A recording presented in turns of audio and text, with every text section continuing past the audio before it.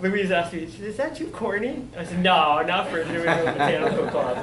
And I said, that's perfect.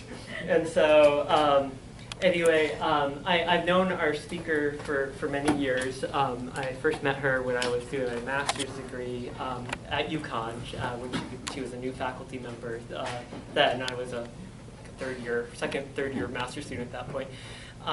And so it was really a pleasure to ask her to do a talk, and she was all excited about it. She's actually one of my wife's CSA farm members, and when she came to pick up her vegetables, I was like, Louise, do you want to give a talk for us? Yeah. I was like, fantastic. But Louise is just a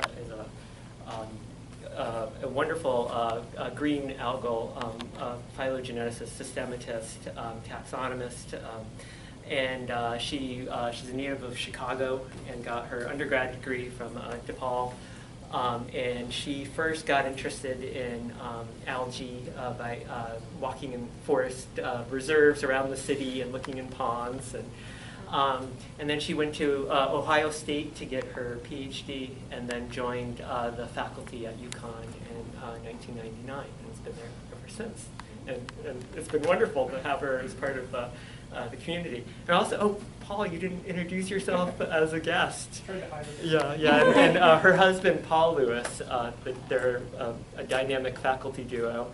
And so Paul is also at UConn, and he works, well, pardon me if I don't say this properly, but he writes a lot of the systematics programs and does a lot with the theory behind phylogenetic trees, and so he's that's what his work is.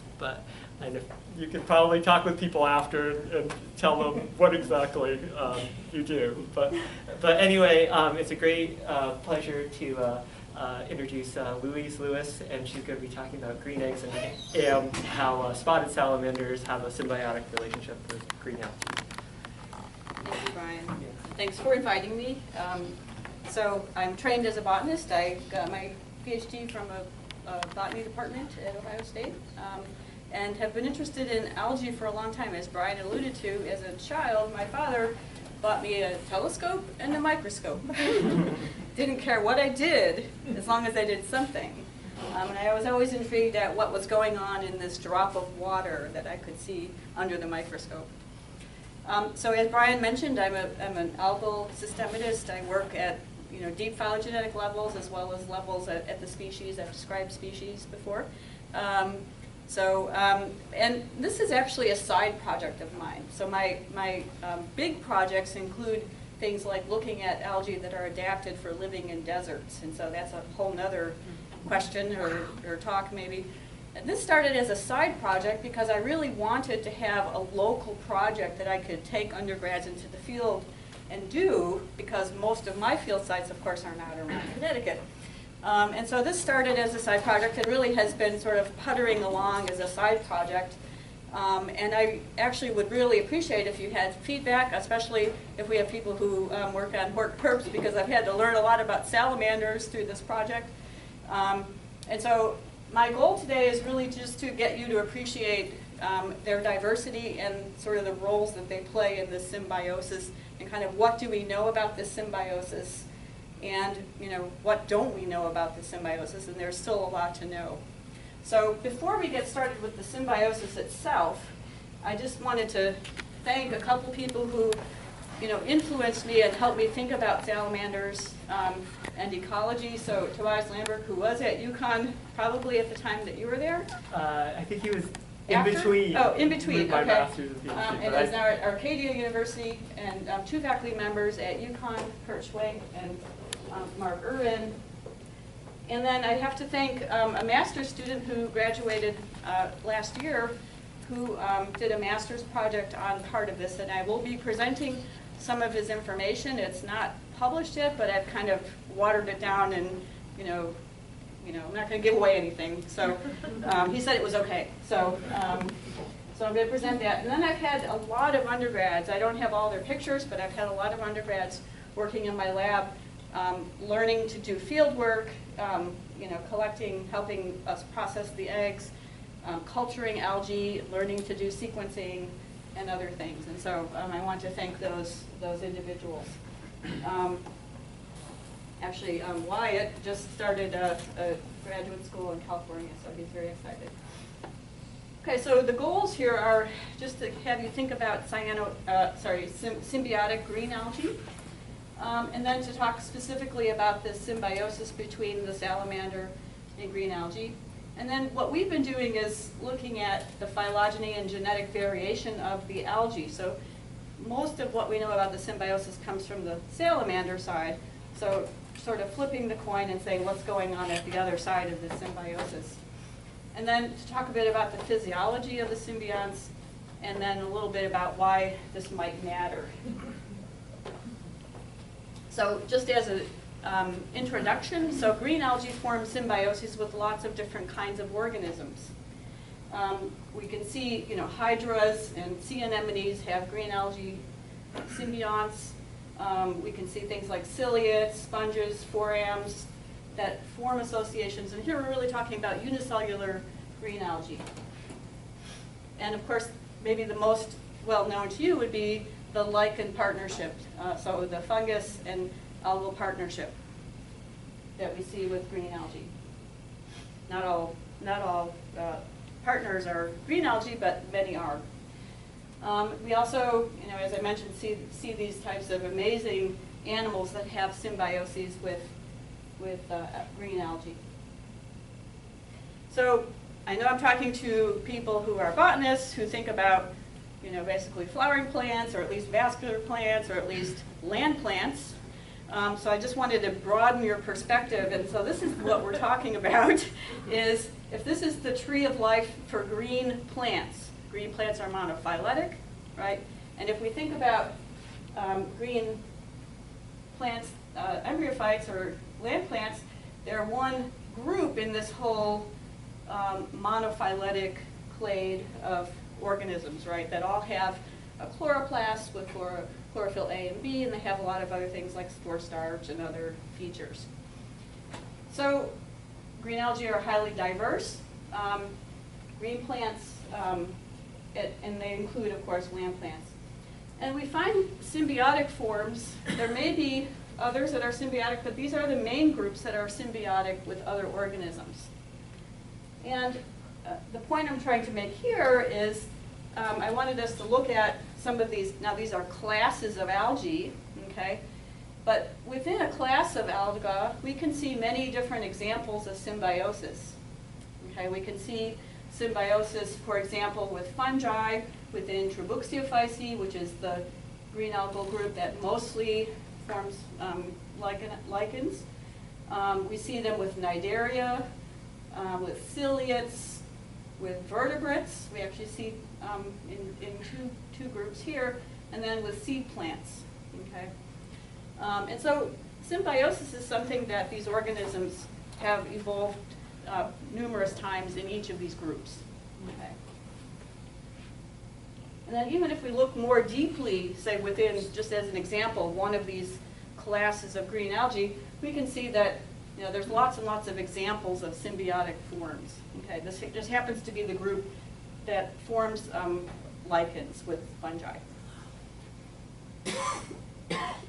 Okay, so now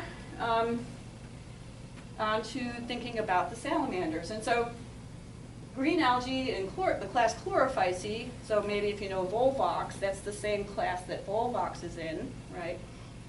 So they form symbioses with ciliates, sponges, forams, hydras, and then animals, animal eggs. And so here we have a picture of spotted salamander eggs here. These are wood frogs. They also have green eggs sometimes, which I have not studied. And basically, some taxonomic names are associated with these green algae. Okay, and so two different genera, basically, species in two different genera have or carry affinity with salamanders. Okay, so these were described using morphology, not with molecular data.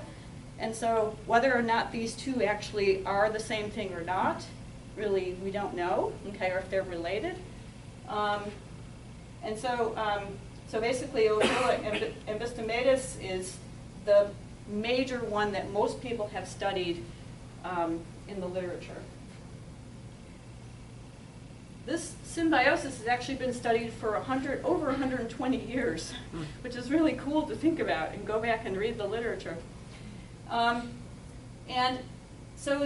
it's mostly been studied, as I mentioned, from the side of the salamander. What benefits do the salamander gain by doing this symbiotic interaction?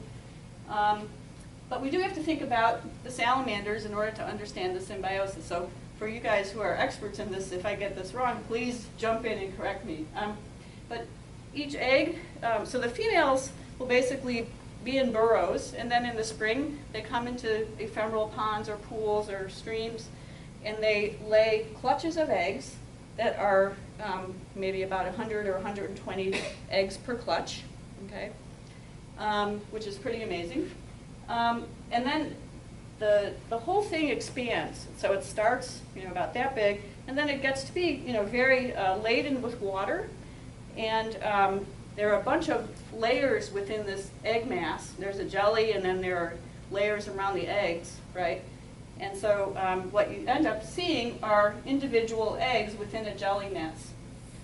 Now, the algae, which we see now later in development, okay, they form this amazing layer within the egg mass. Okay, I mean within the egg itself. They're actually in contact with the embryo. Okay, and there are some hypotheses about how they get in. Where they come from and how they get in. So one hypothesis is that they're living in the ponds, and there actually is quite a lot of evidence for this now using molecular data, that they're sitting in the ponds, and that they actually somehow get into they can penetrate into these egg mass, in through the jelly and into the egg membrane. We don't know if this is the way they do this, if it's possible, and maybe you guys can help me figure this out. So let's go here. So when I first saw this in detail, these algae reminded me, in the egg, reminded me of one of these snow globes that you get in Christmas time with all the little flakes floating around. They're not actually floating around that freely, but they're actually moving inside of that egg, right? And if you disrupt this egg and you can watch swirls of algae in that egg, right? And then they ultimately will settle down onto the embryo.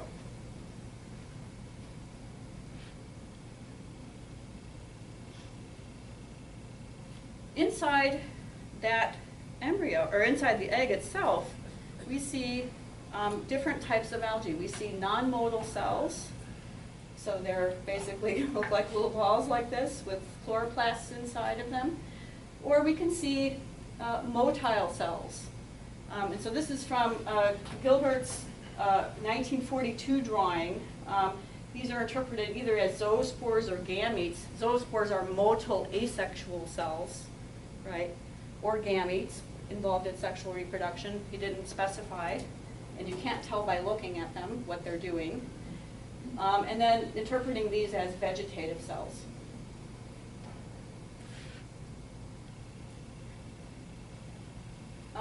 As I mentioned, the algae are in contact with the embryo. So here's a drawing from Gilbert's 1942 article again, showing all the different, now these are all the layers around the egg itself. And here's an electron, light microscopy image of the embryo with the intact egg membrane. And you can see all these little dots inside, right?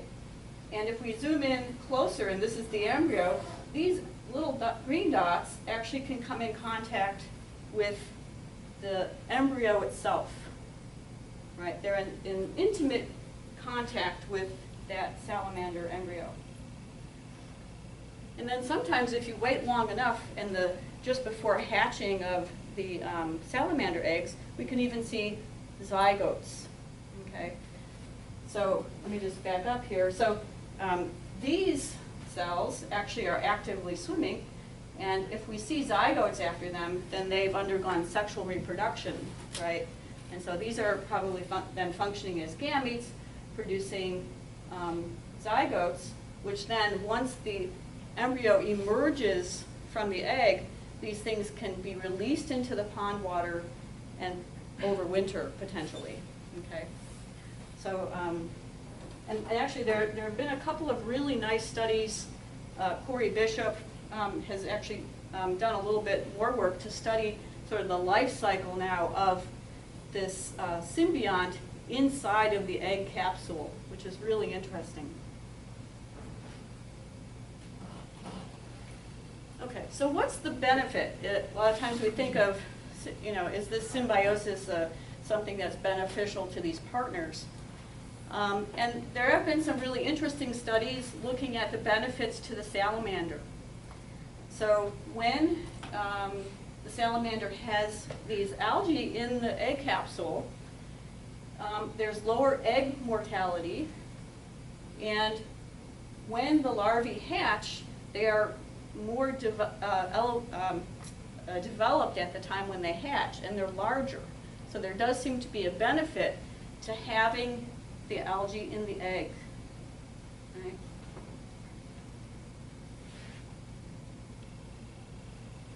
What are they doing? Well, people have measured this now. So there actually is the production of oxygen through photosynthesis by the algae, increasing oxygen concentrations within the egg. And if you've seen these eggs in the field, I mean, I was so impressed when I saw this many times. A lot of times later in the season, these eggs are sitting in really slow-moving water, or they're even sitting outside of the water sometimes. And so I imagine having available oxygen in places where there's some maybe potentially even low oxygen conditions in the ponds would be really beneficial to these salamanders. There's also some information, one study that looked at using radio-labeled isotopes, that there could be carbon transferred from the alga to the salamander. Okay.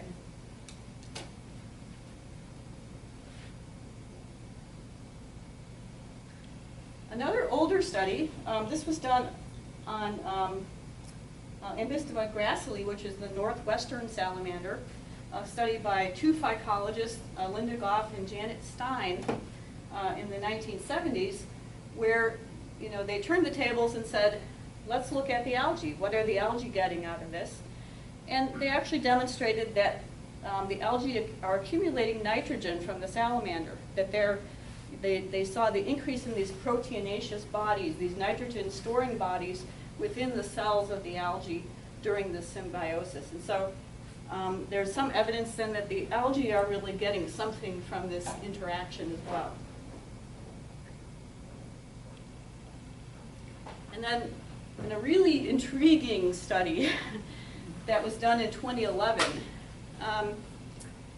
there was an amazing study that basically used fluorescence of the chlorophyll of the alga, PCR studies using molecular probes and things, and they detected the algae basically within the cells, within the embryo, not just at the surface, but actually within the embryo. So this is a vibratome section, basically, of an embryo, and there are embedded, these little light dots basically indicate the presence of the photosynthetic alga in that tissue.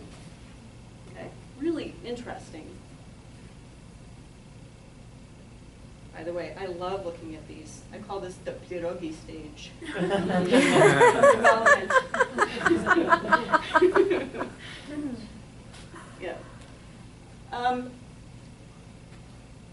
Yeah. And then in that same study, basically, what happens is they also noticed, they did sectioning of the salamander using transmission electron microscopy, and they detected algal cells within the cells of the salamander, okay, embedded within the cytoplasm of the salamander.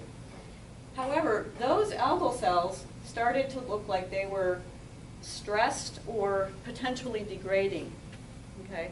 But the very point that these algae are in with the egg, next to the embryo, is intriguing, because how does the salamander let this happen, right? And maybe if you guys are involved in immune systems or something, can enlighten me on this. And then they, of course, didn't demonstrate this, but they, raised the possibility of potential transmission, maternal transmission of the algae. And they got a DNA sequence of it, placing it in the order Volvocales, again, the order that Volvox is in. And so the first sequence from that basically places that with a particular 18S sequence. So I became interested in this project, again, as side project, something with undergrads, thinking about how much variation is it. So here they looked at one example, and we see salamander algae across different species of salamander. We see algae within wood frog eggs. So the question is, how much variation do we see in these algae that are symbiosing with salamanders? So we were able to use ponds that had been surveyed by a bunch of different people at Yale Myers Forest. So they're just about 20 miles from our campus, which is great. We have amphibian surveys for long-term surveys done there.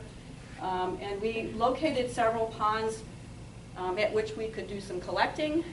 We actually obviously got their permission to do all this. And they were able to help us find populations of salamanders or ponds that had really healthy populations of salamanders. So if we took some eggs, we weren't really impacting those populations. Hopefully not much. And so we went to these ponds. We basically found clutches, and we were able to cut away a few of the eggs from clutches, leaving the rest of it intact. And then we transported that back to the lab. Here's my representation of our 5 ponds. These, I'm such an artist. These ponds were either within eyesight of one another, or maybe about a mile apart. They're all fairly close to one another. Okay. And from each of the ponds, we took samples from 2 to 4 clutches, and then we took multiple eggs per clutch. Okay. Maybe up to 5 eggs per clutch. And we took those back to the lab, and we were able to take the eggs out of their jelly individually. We rinsed those eggs really well with sterile algal media, and then put them into a sterile Petri plate, broke open those eggs, releasing the algae.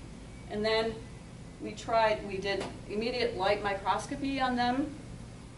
Many of them are visually green. And then we use them also to inoculate tubes of growth media for growing.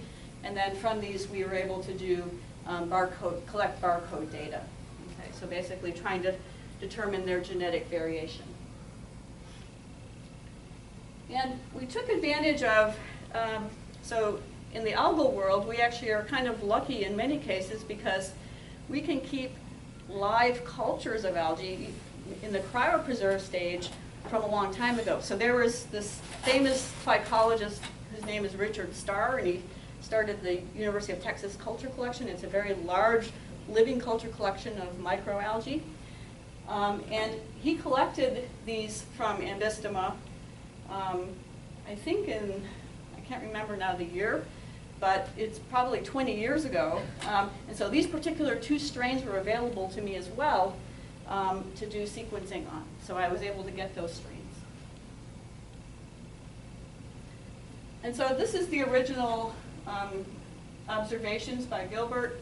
And here's some of our observations. You can see these cells look really, kind of similar, long, skinny, 2 flagella. But we also see some with 4 flagella. We see some that have 2 flagella. So I think these are gametes. These are after the gametes fuse and before the zygotes are formed. So So the cells will then retract their flagella, form the big zygote wall. Right, so we can see all these different stages in the eggs. So here's a different ranges that we've seen, okay? Just showing you that there's a lot of different morphology, okay?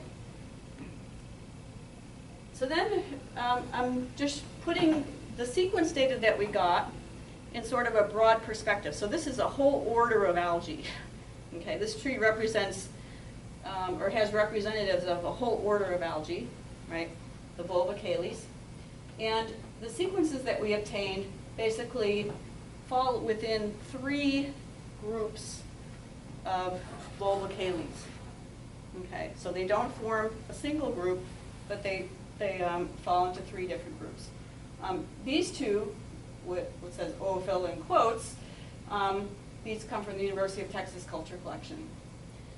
And so we have several of these different strains that we sequenced. And if we zoom in, it's clear that new taxonomy is needed. And my master's student actually clarified the taxonomy of Oophila, which I can't present because it's unpublished here.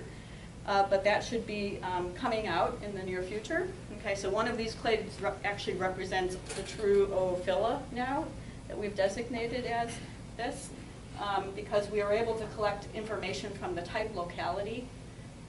And so we have some connection to this historical initial description of the taxon name. And then because this tree was prepared using a very crude barcode marker, we wanted to look in more deeply at a marker, or use a marker that had much more variation, so we could start looking at variation among ponds, for example, right?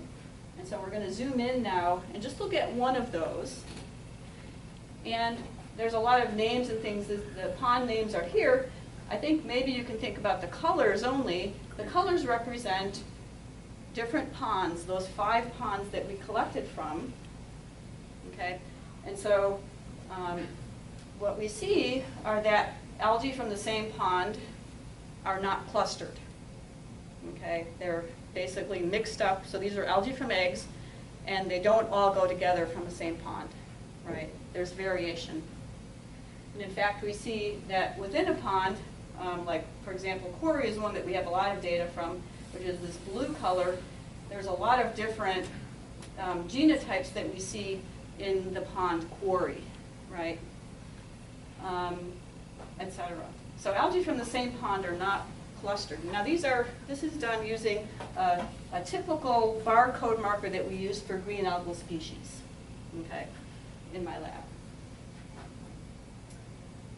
And then we did this hierarchical sampling, so we had ponds and then we had clutches, right? And algae from one clutch are more clustered than the algae in a pond, but there's still variation, right?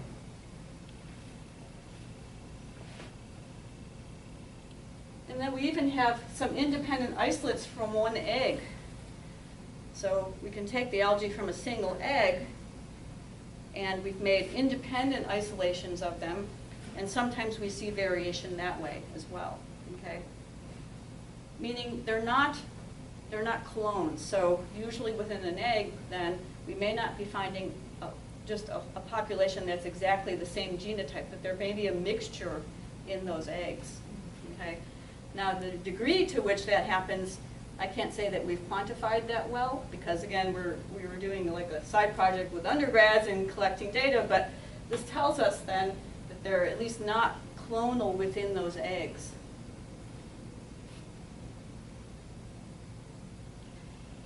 So because we had this hierarchical sampling, we had different ponds, and we had clutches within ponds, and then we had eggs within clutches, we were able to do an analysis of variation using this hierarchical level, this analysis of molecular variation, and ask, where is most of the variation, right?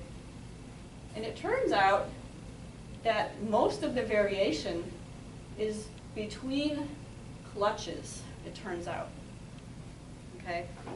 the least amount of variation was among ponds. So these neighboring ponds have similar populations of algae that are going into the eggs, but within a single clutch, even though there is variation, that represented, basically within a clutch, low variation, among clutches, highest variation. Okay? And that implies that there may be something like a maternal factor, right? We don't know if there's a maternal factor, but if most of the eggs that a female has algae that are very similar genetically, that implies that there may be something happening at that level. So what we've shown are that we have phylogenetically diverse green algae, all in the order Volvocales, so we don't find algae of other orders in those eggs. They seem to be found in these 3 lineages. There may be others, but so far we've only found members of these lineages so far. And if we look within a lineage and look at these clusters, we start to see now, if we sample more densely, if we look within ponds, look at clutches, and look at eggs within clutches, we can see even more variation, but it does seem to be clustered in this interesting way. So most variation among egg clutches, not among ponds or among eggs of a clutch. So we started thinking about this, and so since this time, there have been some interesting studies that basically collected water from ponds and did total DNA extractions, and they were able to demonstrate that these algae, at least Oophila, is in the ponds free living. So we do think that they're there, right? But how are they getting in the eggs is the question. Are they actually penetrating into the eggs at the time that the eggs are laid? Do they come from the ponds directly? Or are they somehow getting into the eggs during the formation of the eggs? And so this was one thing that we were interested in following up on. And so, and I think this is actually in the literature, that there's some information, some hypotheses that algae may colonize or get on spermatophores, either because they're attracted to the spermatophores, or because the spermatophores get laid onto vegetation that have algae on them. And that this may be the way that the algae get into the female body and then later into the eggs. So if you don't know what I'm talking about, spermatophores are these sperm packets that the salamanders lay. So unlike frogs, right, that we see around here, salamanders will basically lay these sperm packets, and the females will use them for internal fertilization. And they even have a sperm storage organ, right, that apparently they can store sperm for some time. Okay? And the sperm are actually given or provided glucose or ways to survive within the body of the female. Okay? And so we went out to these ponds, and at these individual ponds we collected 5 spermatophores. Again, we didn't want to collect all of them because these are populations, of salamanders, but we collected 5 spermatophores, and we rinsed them off very lightly, took them back to the lab, and this is what the spermatophore looks like there, but it's got this cap where the sperms sit, and then this very clear jelly-like base. And if you pull that apart, this is actually the mass of sperm in the base. And if you zoom in closer and closer, do you see this? Mm-hmm. And so, and again, these probably were spermatophores that were in the water for a few hours, because we didn't go out as soon as they were collected. So that would be one thing that we could do in the future, is go out and see how quickly they get colonized. But we see algae sitting there in the spermatophores. And we even have sequences of those algae. So these S's here, Superman, no, this is sperm or spermatophore algae. And we we see an overlap in those algae, okay? We also see higher diversity of algae on spermatophores. We see algae that are on spermatophores that we never see in egg masses, which is really interesting. Because if those spermatophores potentially have a lot of different algae on them, but only some of them are getting into the eggs, how is that controlled? You know, how does that work? Okay, so some of the algae are associated with spermatophores are also found in eggs. And so again, our spermatophores, the way that the algae are getting into the female bodies, and a way that the algae then can get into the eggs as they're being formed. It would be really interesting if you guys can help me think of a way to figure this out.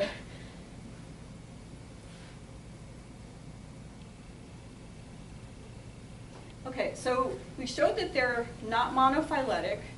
So this symbiosis has evolved multiple times. And we were also interested in the physiological differences. So what are they, you know, how different are these physiologically? So normally we think about a symbiosis with you know, two partners, right? And each partner has some sort of, you know, the genotypes and the physiology that, you know, dictate what that interaction is going to look like, right? And so the question is, you know, we've seen this genetic variation. Can we demonstrate physiological variation among these? And here we were really looking at sort of this, you know, one of those major clades of salamander algae. And in particular, because we were interested in, well, let me back up here. So, of course, we think about many symbiotic systems, right? So we can think of lichens, or we can think of corals and their dinoflagellate symbionts, right?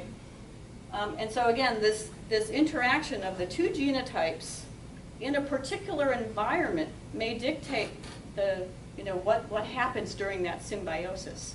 Basically, it matters who this partner is and who this partner is for the symbiosis potentially. So I think it's really important to think about variation for that reason. And I'll just give you one example. So, you know, there are many, many examples seen in lichen biology where it turns out that lichens can form partnerships with potentially a suite of different related symbionts, right? And not all of them are equivalent physiologically. They may be much better under certain conditions than in other conditions. For example, one partner may be much better at really high light intensities, and another one may be much better at low light intensities, right? And so the physiological optima, or the optima for those photobionts, those algae, can dictate what happens in that symbiosis and how efficient it is or how well it performs, even. So this is Nick Schultz, the master student who finished very recently. And he decided to take some of the algae that we were studying using molecular data and do some physiological comparisons on them.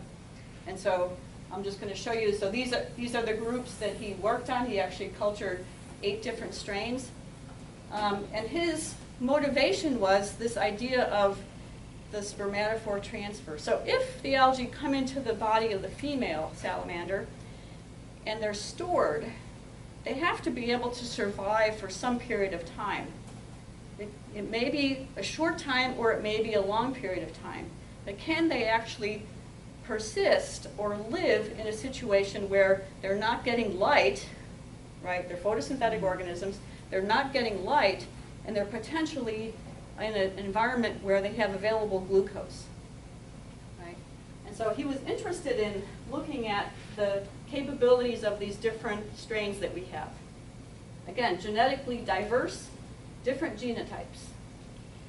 So he had a total of 8 strains. These are our little representations of algae growing in flasks. He actually did them in tubes, in replicates. So this represents the 8 strains. And these are 8 unialgal azenic strains, meaning there are no bacteria here. So we're really just working now with the algae alone. okay? And he exposed them to 2 different treatments, in the light and in the dark, okay? And of course, we would expect that those in the light grow and those in the dark don't, right? But he also exposed them to different growth media. So 3 different growth media, one of them being just a defined inorganic medium that we use for growing algae, and then 2 others. One that has that same inorganic medium plus glucose, and then another one that has galactose, not glucose. Okay. So these are all the treatments, 8 strains, 2 light treatments, light and dark, and 3 growth media, and then in triplicate. Okay. And so basically, he was growing these over a course of 28 days, and then measuring growth using fluorescence, using a plate reader, basically. So this is kind of what we see for the data.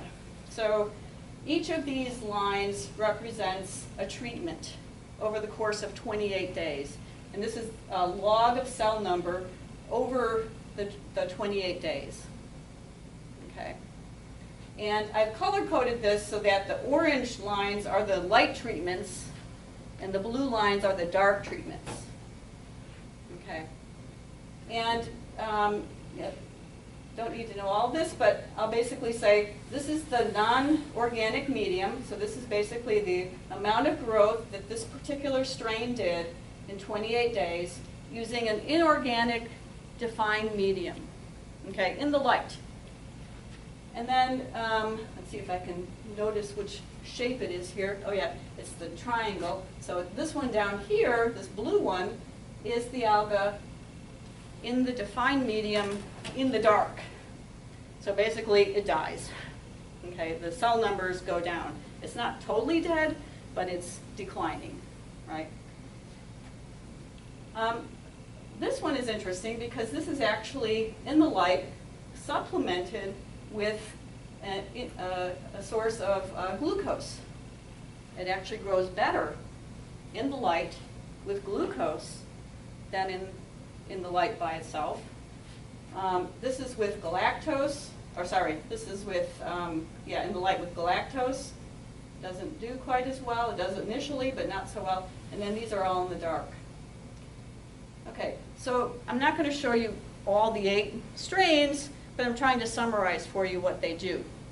So I'll show them in a summary graph. So this is this particular strain, 476. And I'm summarizing it this way. So the first 3 boxes are in the light. The second 3 boxes are in the dark. And then this treatment is just in the defined medium with glucose and with galactose. In the defined medium, glucose and galactose. And then these colors refer to growth, positive growth, maintenance, or decline. Okay, so we just look at that graph, and so we have 2 that have positive growth, we have 1 that's kind of maintenance, and then 3 that are in decline. Right. And so how much variation do we see across these different strains? Okay. Well, we see quite a lot of variation. We see some that do behave like this one, for example. It's kind of similar. It does well in the light. It doesn't do well in the dark. But we do see some that are either maintained in the dark or even grow in the dark. They actually have higher cell numbers in the dark with an external source of carbon than they did without that, okay? And they did when they started. What's interesting is that, we have this phylogenetic structure. We have, 3 clades up here, 1 here, and 3 clades down here, or 3 strains, I mean. But there doesn't seem to be, like the phylogenetic placement or the type of alga that it is, the main place on the tree, doesn't predict how it's going to respond, basically. There's variation even within those clades, okay? So these algae are highly variable in their physiology.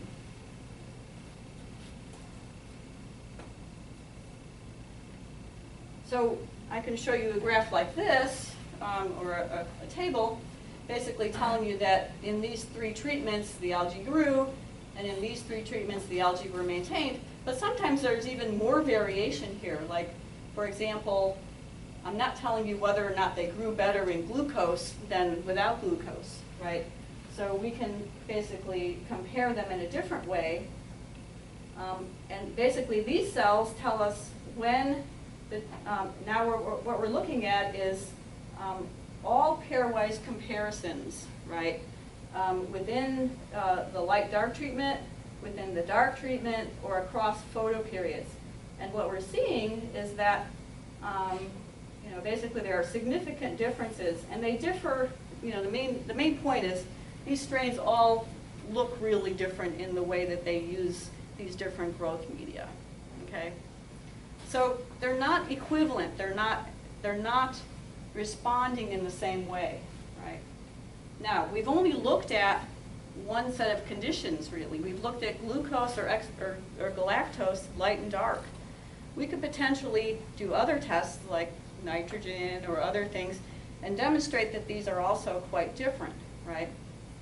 So what does this really mean? That they're not, you know, not like one another? It could mean that they're really different and functioning differently in the symbiosis as well, right? So if you happen to have one strain in the egg, it could be a really different situation for the salamander than if you had another strain, right? We don't know how this translates into the field. This has only been done in the lab.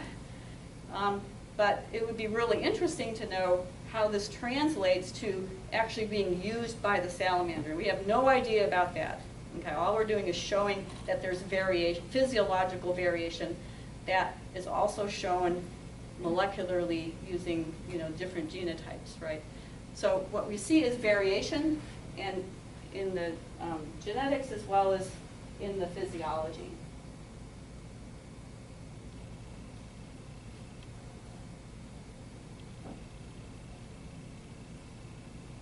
Okay.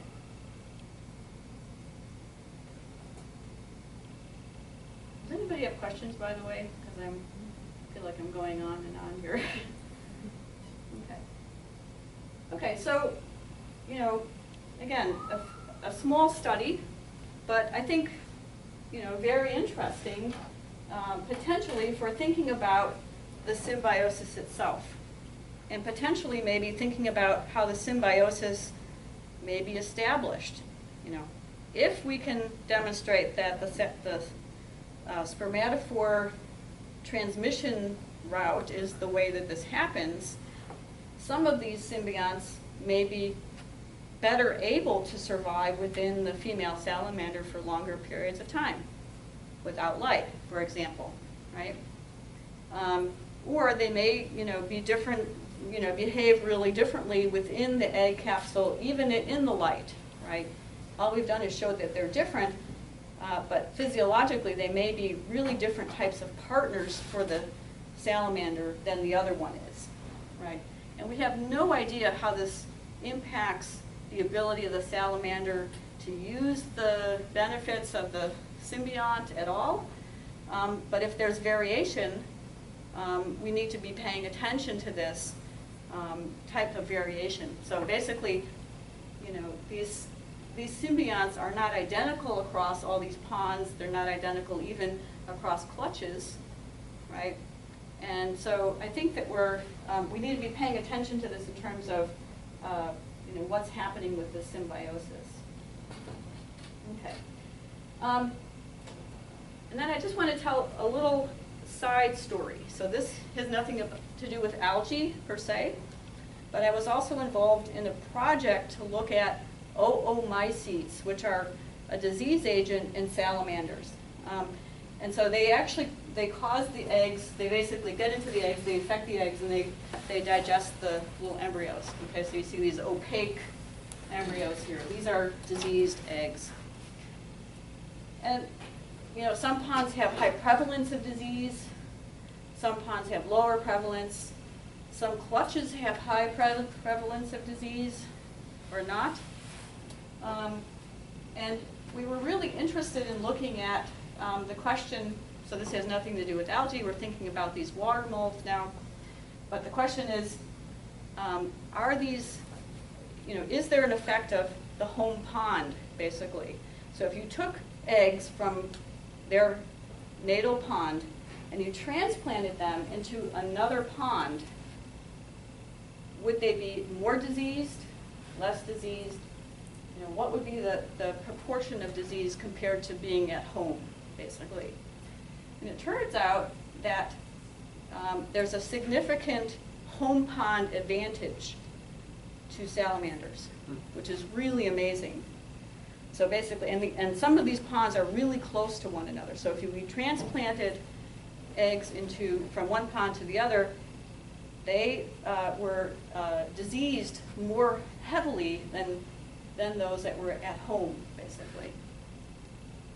We also tried to survey the oomycetes that were in the different ponds, and it turns out there was one pond that was particularly bad for everything. And so we kind of have identified some oomycetes that are particularly disease-causing. But what this indicates is that these salamanders, you know, if they're using their ponds over and over again or fairly regularly and don't move that much, they may actually be becoming able to fight diseases more readily than moving to another pond, right? So they're basically adapted for that set of diseases that are there, right? Which I think is, you know, really amazing and something that we should be thinking about in terms of, you know, when we collect or when we do management. Like when I collect, I shouldn't go from one pond to the other without first being really careful to wash my gear, right? So this is something that I think we have to pay attention to in the future.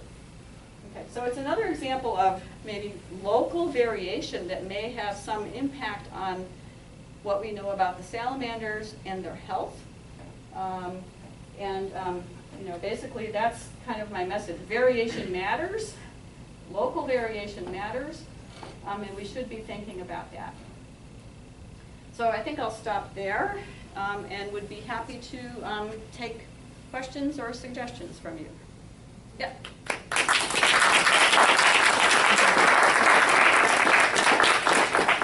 You said that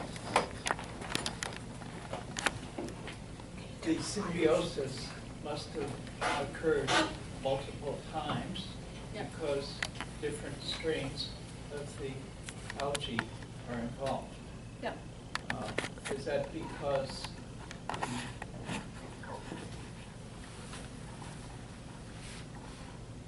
the separation of the genotypes of the algae is older? Yeah. Yes, that's a really good question. So if we look at this phylogenetic tree, which shows where the algae are that are involved, we think that, for example, you know, in this group we see, and maybe I should have explained this better, but the ones that don't have the boxes or the blue boxes associated with them are free-living algae. Okay, they have not been found outside of the eggs. Okay, and so we think that this ability to form the symbiosis may have originated more than one time in these different groups. Now these are probably equivalent to different genera, these main groups. Okay. It's not possible that the Whole thing. That the evolution, separation of those genotypes happened after the first symbiosis. No, it may have been within these groups, perhaps. I don't think I have adequate data to test that. I'm looking at sort of coarse-grained genetic markers. What we need are microsatellite markers that really look at, variation, say, if we zoom in within this clade, right, and look at multiple examples of this, we might have a better understanding of how, how far back that symbiosis goes, right? Because I have not sampled, we have 4 algae in this group, but there may be unsampled algae out there that intervene even within that group, right, that I have not sampled yet. So I think it would be nice to have more data at this point, and to have maybe more variable molecular markers like microsatellite markers at this case for these guys. Yeah. Yeah. Pardon me if you already addressed this at the beginning of the lecture, which Yeah. I missed a little bit Yeah. of. But are the salamanders amenable to laboratory work and maybe brought into the lab? Yes and no. So I've never, those of you that work on salamanders in the lab, or animals in the lab, I don't have a facility myself for this, but I think they can be brought into the lab. And in fact, way before we had regulations on having animals in labs, there were lots of papers that basically took salamanders from the lab, put them into aquaria, and said, do the eggs have algae in them or not, right? And the data is equivocal, basically. Sometimes no, and sometimes yes. And it may actually matter, perhaps, if the female's already picked up spermatophores, right? Or where those spermatophores come from. I think that we don't really know that. It would be a simple thing to do. Can you take a salamander, put it into an aquarium, either before or after spermatophore pickup, right? But if she's storing sperm for a year or something, it may still be there. And so I think maybe what people need to do, not me, but somebody needs to do dissections of salamanders and look in the spermathecae to see if we see algae in the spermathecae. And I'm trying to convince one of the people in my department to do that. So I don't want to do that. But that would be really interesting to know. Yeah. There are species of salamanders, I don't think maculatum is one of them, that don't bother with the males. There's a lot of salamanders that don't bother. And it would be interesting to look at their eggs. Yeah. Yes, it would be really interesting. So these are parthenogenic, genetic, and they're triploid. They're triploid, okay. Well, there's everything. There's everything, okay. Free for all. Okay. Right, and it would be interesting. So some members of symbioses, like corals, for example, people are starting to study their whole genomes to look for potentially genes that have been transferred from the symbiont, the photosynthetic symbiont, into the host that may tighten that symbiosis, right, or enhance that symbiosis. But the salamander genome is enormous, according to my salamander friends. And so that's not coming very soon. And so that, we can't really do that at this point. But yeah, I think, some experiments would be good. I'm not going to have a animal care permit in my lab, I don't think, but I'm happy to work with people who, do have those animal care permits. Because I think there could be some really interesting experiments done on the salamanders. Yep. Now, I think I cut this correctly, but there seemed to be a lack of diversity in the algae in the spermatophores. Yeah. And so it doesn't reflect the diversity. It doesn't suggest that it's a very strong source, maybe for one or two Right. of those. Right. Number one. And number two, it doesn't explain very well the variation between clutches.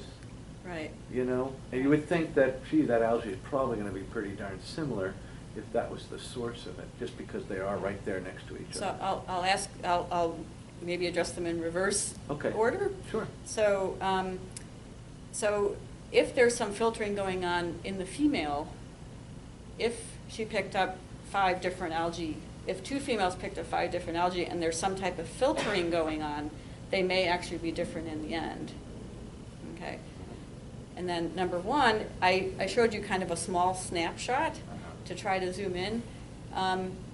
So yeah, we actually see more variation in spermatophores. We see many more different types of green algae that are on the spermatophores that end up in the eggs, which is really interesting. You know, some things that grow on the spermatophores that we've never, you know, imagined in the eggs or never seen in the eggs. Okay, so if we made and I should do this, make a bigger phylogenetic tree, you know, that would include not just Volvocales, but other members of green algae, we would have higher diversity. I was just trying to zoom in on that is all it was. But even within the But even within that, Volvocales, yeah. So diversity in spermatophores, and again, we have fewer samples, so we have 25 spermatophores, data from 25, that's all. But diversity is higher, like phylogenetic diversity, they're more diverse than what we see within the eggs, which is really interesting. And I'm sorry I didn't explain that very well. That's okay. Yeah. I have a couple questions.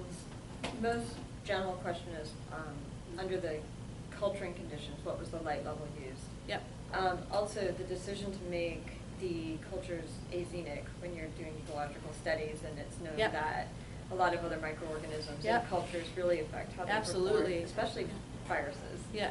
And then Oh, yeah. also just wondering what type of culture condition, and if there was a chance that he might have missed the production of resting spores in the dark grown cultures. if that Yeah, we was- looked at them, and there aren't any, you know, resting stages that we can tell of.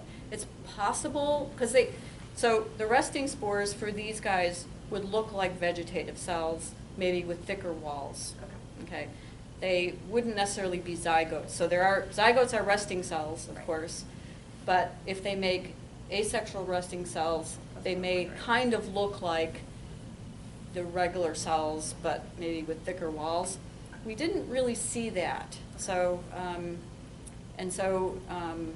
what we were measuring was, you know, basically decline in growth. So if it was colored red, I think in my boxes, that was actually decline. They were dying, okay, which is really interesting. And then if they were orange, the cell numbers were basically similar to what they were when we started, but they weren't dying. They were still green. In fact, I just looked at cultures from a year ago, and some of them are still green. They were wrapped in foil all year, so that's kind of amazing. And then the question about azine or light levels, we did it under I think 50 micromoles, which is fairly dim but not super dim, Yeah. and it's not super high to be, you know, stressing them out. Yeah. And then as far as azenic, great question, because I really do think that it could be that other organisms, bacteria or other things, are of course in there and potentially influencing their physiology, both of the salamander and of the alga. So that's a great next step. And we're planning to do a microbiome Okay. at some point. So, you know, next spring when we go out and collect again. Yeah. So they're finding that, you know, viruses are And viruses. really important in lichens. Yep. You know, that's like this Yep. whole new Yep. unknown. Yep, Yeah. yep. So if you have some primers that we could use to find, although of course they're so diverse, right? You have to make some. Yeah. So maybe we should talk about that at some point. Yep. I'm pretty sure this kind of relationship exists as well with aquatic snails and aquatic snail eggs. Have you found any kind of corresponding research with those? I have not, but I'd be happy to hear about it if you know of it. I might even have some articles on Oh, it. okay, yeah. So I had a student that worked on the sea anemones, and that was really interesting because it really is just one genotype, which is really different than what we see here. So she compared in sea anemones from Alaska all the way to Northern California, looking at the green algae that symbiose with sea anemones, and it's all the same genotype. at least based on 2 barcode markers. Now, if we did microsats, maybe there would be variation, but. I'm pretty sure it was even oophila as well. Oh, yeah, On the okay. snails, so- Well, everything's called oophila. Oh, is it? If it's on Anything this- important, right? Yeah, if it's on an egg or Oh, okay. something, It's an egg. you know. Got it. Yeah, then, you know, because the taxonomy at that time was definitely based on morphology, and if they're, on eggs, then we'll Yeah. call them oophila. So, yeah. Got it. Yeah, yeah. So you showed the wood frog eggs as well? Yes. They seem like they're readily colonized Yes. in the pools as well? Yes. Even more, apparently more so, we don't see the green in And this. those spermatophores. Yeah, and slightly different process for reproduction. Yes, yes, yes. Did you stumble on any of that, or is there any plans to do any wood frog I studies? haven't. I would like to. I'm, sort of kludging together students that want to do different things, but certainly if you, know of anybody that's working on that, I would love to hear about it. I'm not planning to do that, but I think that would be a really great sort of parallel system for, as you mentioned, the reproductive system is quite different. And so, and whether or not those algae get into the eggs, like directly on the embryo or not, I don't know. In the egg structure itself too? The egg Yes, structure is yeah, different, yeah. yeah. I had to learn how to tell frog eggs from salamander eggs. Oh, yeah. And I had to tell how the male and female salamanders, because, so that was fun. I'm not sure I know it really well, yeah. Do you know if anybody's looked at older larval, after the hatched larval salamanders, or perhaps adults, and to see do they still have the chloroplasts on? No, it'd be really interesting to do that, but nobody's done that yet. I mean, there's Yoon-Soo Kim and Corey Bishop are also kind of working on this from more of the cell biology side, and I think Yoon-Soo she's at the American Museum. She's, I think, maybe looking at transcriptomic studies of these.